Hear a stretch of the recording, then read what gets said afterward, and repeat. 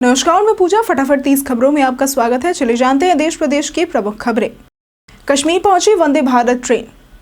प्रधानमंत्री नरेंद्र मोदी ने कटरा से श्रीनगर तक पहली वंदे भारत एक्सप्रेस को हरी झंडी दिखाकर रवाना किया है। इससे पहले उन्होंने रियासी में दुनिया के सबसे ऊंचे चिनाब ब्रिज और भारत के पहले केबल स्टेड अंजी पुल का उद्घाटन किया। ये रेल संपर्क उधमपुर श्रीनगर बारामूला लिंक USBRL परियोजना का हिस्सा है, जिसे पूरा होने में 70 साल लगे। नीट पीजी अब 3 अगस्त को।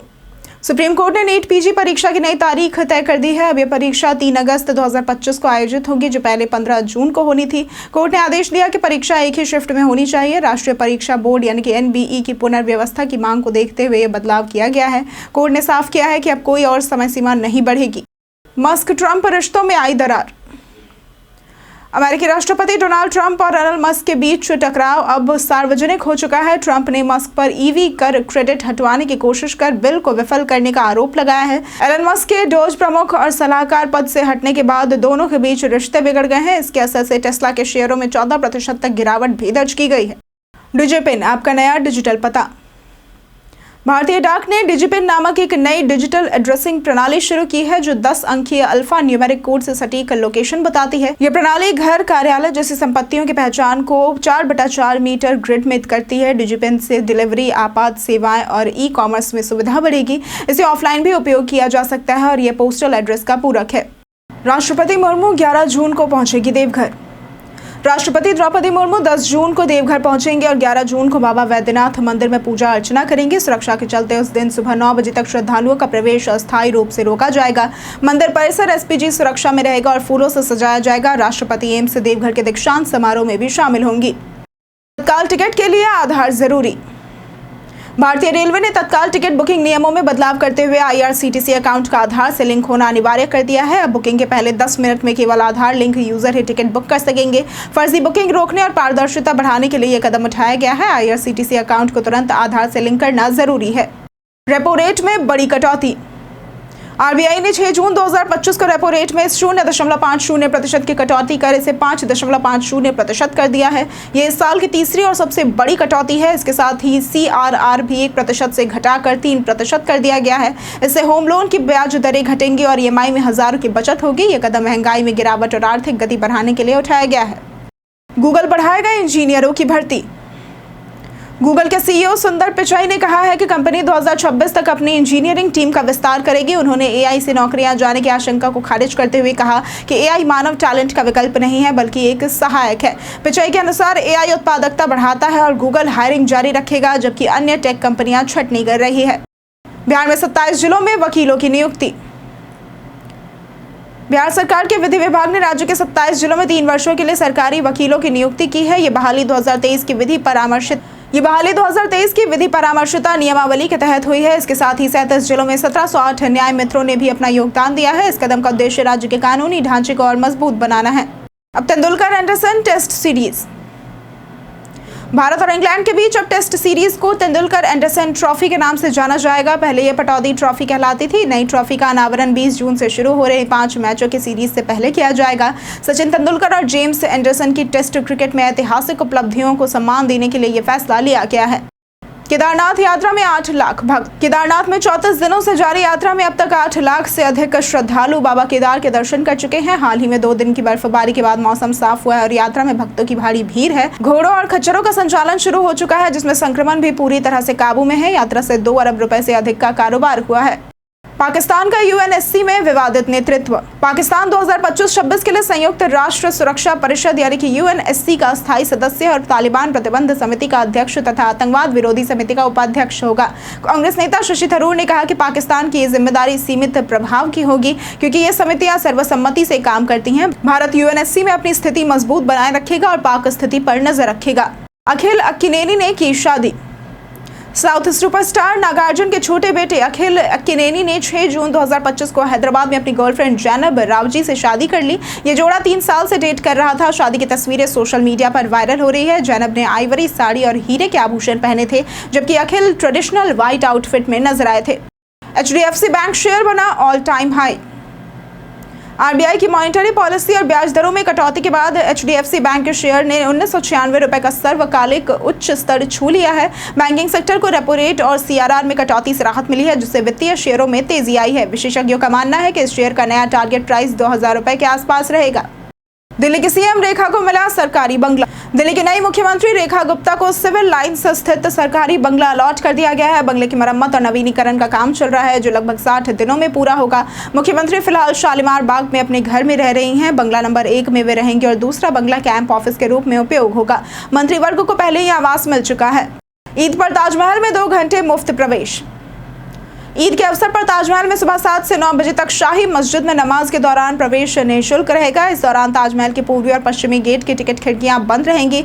नमाज समाप्त होने के बाद प्रवेश शुल्क लागू होगा। भारतीय पुरातत्व सर्वेक्षण के अधिकारी स्मिता एस कुमार ने इस व्यवस्था की पुष्टि की है। मुकेश पटेल ने राम मंदिर आभूषण दान। सूरत के व्यापारी मुकेश पटेल ने राम मंदिर के प्रथम तल पर राम दरबार की प्रतिमाओं के लिए हीरे, चांदी, सोना और रूबी से बने आभूषण, मुकुट, धनुष्बाण आदि दान किए। केंद्र व राज्य सरकार के सहयोग से ये विशेष विमान द्वारा अयोध्या लाए गए। हैदराबाद के एक भक्त ने भी 14 किलो चांदी से निर्मित धनुष्बाण सौंपा। सभी आभूषणों को प्राण प्रतिष्ठा से पूर्व भगवान श्री राम और परिवार को पहनाया गया। रेलवे ने की फर्जी आधार रोकने की तैयारी। रेलवे फर्जी आधार कार्ड से यात्रा रोकने के लिए यूआईडीएआई के एम आधार ऐप का उपयोग करेगा। इस ऐप से क्यूआर कोड स्कैन कर यात्री की जानकारी तुरंत सत्यापित की जा सकेगी। ऐप ऑफलाइन भी काम करेगा, जिससे नेटवर्क न होने पर भी जांच संभव होगी। रेलवे बोर्ड ने सभी जोनल रेलवे को इस दिशा में निर्देश जारी कर दिए हैं। आरोहन सोशल इनोवेशन अवार्ड्स 2025 शुरू। आरोहन सोशल इनोवेशन अवार्ड्स 2025 की शुरुआत हो गई है, जो टेक्नोलॉजी ड्रिवन सामाजिक नवाचारों को प्रोत्साहित करता है। इस वर्ष की मुख्य श्रेणियां शिक्षा, स्वास्थ्य सेवा और पर्यावरण संरक्षण है। ये पुरस्कार और नवाचारों को पहचानता है जिनका समाज पर व्यापक और सकारात्मक प्रभाव होता है। आवेदन की अंतिम तिथि 15 जून 2025 है। डीनो मोरिया पर मीठी नदी छापेमारी। मीठी नदी घोटाले मामले में बॉलीवुड अभिनेता डीनो मोरिया के खिलाफ जांच तेज हो गई है। प्रवर्तन निदेशालय ने शुक्रवार को उनके घर समेत मुंबई और कोच्चि के 15 स्थानों पर छापेमारी की। इससे पहले आर्थिक अपराध शाखा ने भी डीनो को निशाना बनाया था। यह छापेमारी 65 करोड़ रुपए के कथित घोटाले से जुड़ी है। नासिर हुसैन ने जो रूट को सराहा। इंग्लैंड के पूर्व कप्तान नासिर हुसैन ने वनडे क्रिकेट के महान मिडिल ऑर्डर बल्लेबाजों में विराट कोहली, एबी डिविलियर्स और जो रूट को चुना है। खासतौर पर जो रूट को उन्होंने इस युग का असाधारण बल्लेबाज बताया, जो बीच के ओवरों में पारी को संभालने और बड़े रन बनाने में सक्षम है। रूट ने हाल ही में इंग्लैंड के खिलाफ शानदार प्रदर्शन किया है।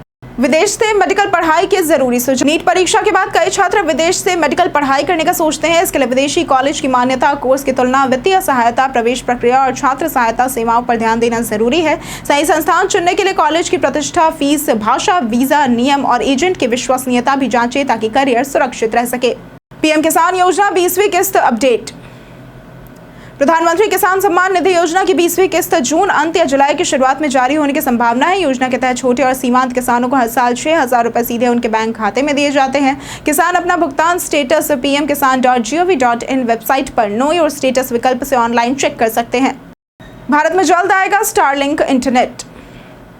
केंद्रीय मंत्री ज्योतिरादित्य सिंधिया ने पुष्टि की है कि एलन मस्क की कंपनी स्टारलिंक भारत में सैटेलाइट इंटरनेट सेवा लॉन्च करने जा रही है। यह तीसरा सैटेलाइट ब्रॉडबैंड लाइसेंस होगा, जो दूरदराज के इलाकों में तेज कनेक्टिविटी प्रदान करेगा। स्टारलिंक ने पड़ोसी देशों भूटान और बांग्लादेश में अपनी सेवाएं शुरू कर दी है और भारत में जून के अंत तक लाइसेंस मिलने की संभावना है। 10,000 रुपए का सिक्का फर्जी दावा।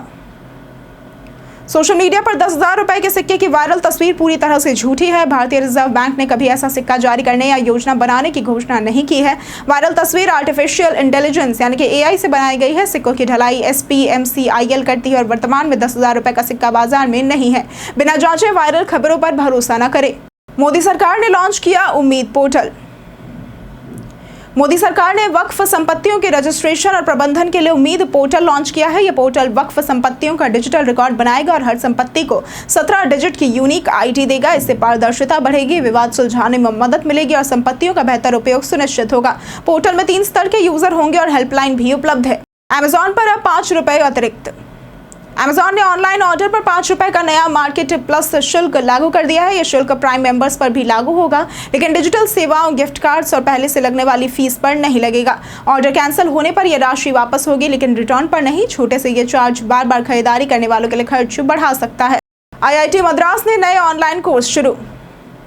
आईआईटी मद्रास की मद्रास प्रवर्तक टेक्नोलॉजीज फाउंडेशन ने AR/VR और आईआईटी मद्रास की मद्रास प्रवर्तक टेक्नोलॉजीज फाउंडेशन ने AR/VR और सेल्सफोर्स B2C कॉमर्स क्लाउड पर 2 उद्योग केंद्रित ऑनलाइन कोर्स शुरू किए हैं। AR/VR कोर्स 14 जून से 60 घंटे का है, जबकि SFCC कोर्स 21 जुलाई से 8 सप्ताह का होगा। दोनों कोर्स तकनीकी कौशल बढ़ाने और वैश्विक मांग को पूरा करने के लिए डिजाइन किए गए हैं, जिनमें प्रमाण पत्र भी मिलेगा। पतंजलि किसानों के लिए समृद्धि पहल। पतंजलि आयुर्वेद का किसान समृद्धि कार्यक्रम जैविक खेती को बढ़ावा देकर किसानों की आर्थिक स्थिति मजबूत कर रहा है। कंपनी सीधे किसानों से फसल खरीदती है, जिससे उनकी आय बढ़ती है। डिजिटल एप्लीकेशन और जैविक उत्पादों से किसानों को बेहतर खेती और पर्यावरण संरक्षण में मदद मिल रही है, जिससे ग्रामीण रोजगार और विकास को भी बढ़ावा मिलता है। पीयूष चावला ने लिया संन्यास। भारत के 2 बार के वर्ल्ड कप विजेता लेग स्पिनर पीयूष चावला ने सभी प्रारूपों से संन्यास की घोषणा कर दी है। उन्होंने 2006 में अंतर्राष्ट्रीय क्रिकेट में डेब्यू किया था और 2012 तक भारत के लिए 3 टेस्ट, 25 वनडे और 7 T20 मैच खेले। और 2012 तक भारत के लिए उन्होंने 3 टेस्ट, 25 वनडे और 7 T20 मैच खेलते हुए 43 विकेट लिए हैं। अपने करियर में उन्होंने 1000 से भी अधिक विकेट हासिल किए हैं और 4 IPL फ्रेंचाइजियों का हिस्सा रहे हैं। आज के लिए फिलहाल इतना ही। जिन लोगों ने हमें कमेंट किया था उनके नाम हैं बाबूलाल, मनोज दास, नौशाद रजा, दीपक कुमार, कृष्णदेव चौपाल, शिव शंकर, राकेश मिश्रा, अमित कुमार और नीतीश राठौर। चलिए अब बढ़ते हैं आज के सवाल की ओर। आज का सवाल है, आपके क्षेत्र में मौसम का मिजाज कैसा है? आप अपने जवाब हमें हमारे कमेंट सेक्शन में लिखकर जरूर बताएं। आज के लिए सिर्फ इतना ही। हमारे साथ बने रहने के लिए धन्यवाद।